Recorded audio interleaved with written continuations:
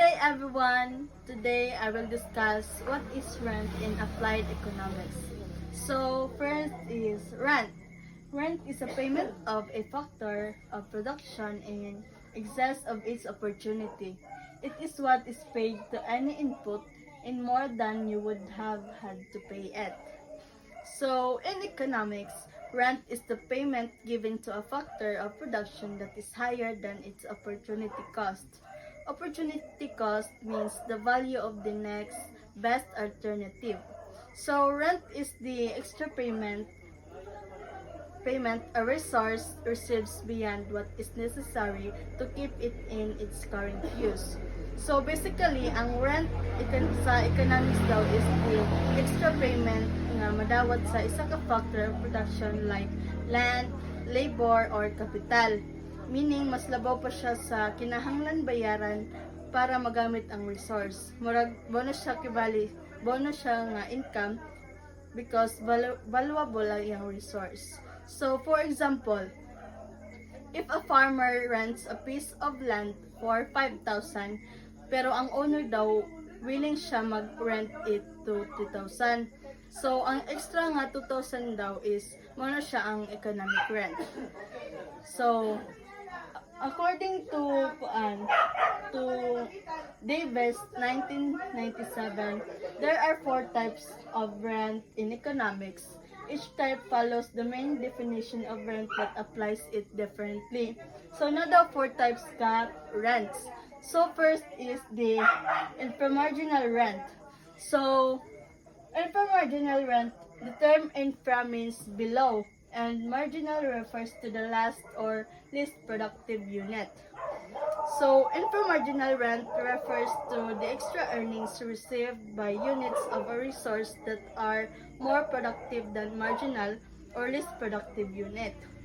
So, ang inframarginal rent daw kay kato extra income nga sa mga resources nga mas productive kaysa sa pinakalas or pinakababa nga productive unit. Kaya mas maayo man ilang performance. So, mas dako pud ang ilahang kita. So, for example, aning inframarginal rent, so, suppose there are 3 farms, na daw tulo ka farms. Si Farm A, nag-produce siya og 3 sacks of rice. So, si Farm B, nag-produce og 80 ka rice nga sacks og kuan. Si Farm C, nag-produce og 60 sacks of rice. So, if the market price daw is based on the least productive farm, which is si Farm C, the extra earnings from of Farm A and B kay kuan man siya ginatawag nga inframarginal rent. Second is the pure economic rent.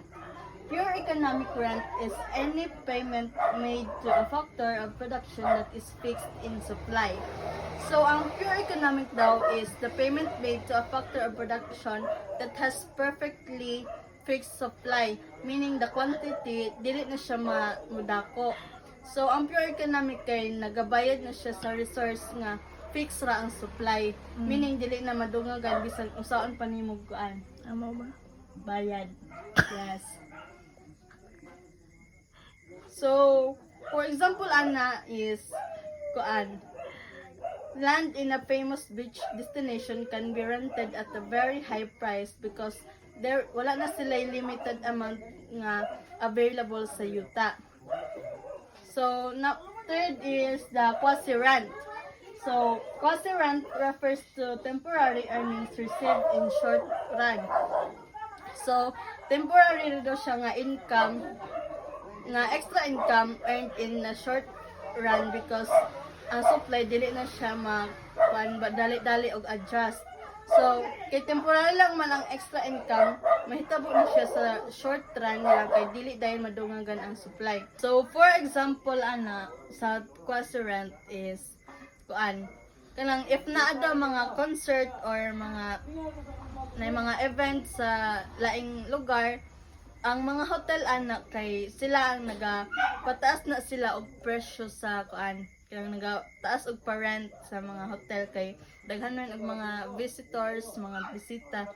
So kung naalay mga event, temporary lang na sila nga nagapataas og kuan para daghan pud sila makita god. Mao nang ginatawag nga quasi rent. So, lastly is the monopoly rent. Monopoly rent occurs when a monopolist receives payment that are higher than the minimum amount necessary to keep the firm in operation. So, monopoly rent kay kuan. Ang monopolist is mono siyang ginatawag na the only seller in the market. So, kuan, ang monopoly rent kay nagahitabo lang siya sa isa ka negosyo nga sila ang naga-control sa market. Tungod kay wala na sila kakompetensya nga kuan, pwede ra pud sila magpataas sa mga kuan presyo. So for example ana kay kuan, if one company is the only electricity provider in a town, they can charge higher prices because people have no other choice. So pananglitan ana kay kung isa ra ka kumpanya ang naghatag og kuryente sa isa ka lugar, pwede sila magpataas og presyo kay wala naman sila lain nga wala na may lain mga option ng mga tao kay sila raman ang nagakontrol silang mga market. Mao nang ginatawag sila og monopoly rent. So that's all. Thank you. Bye.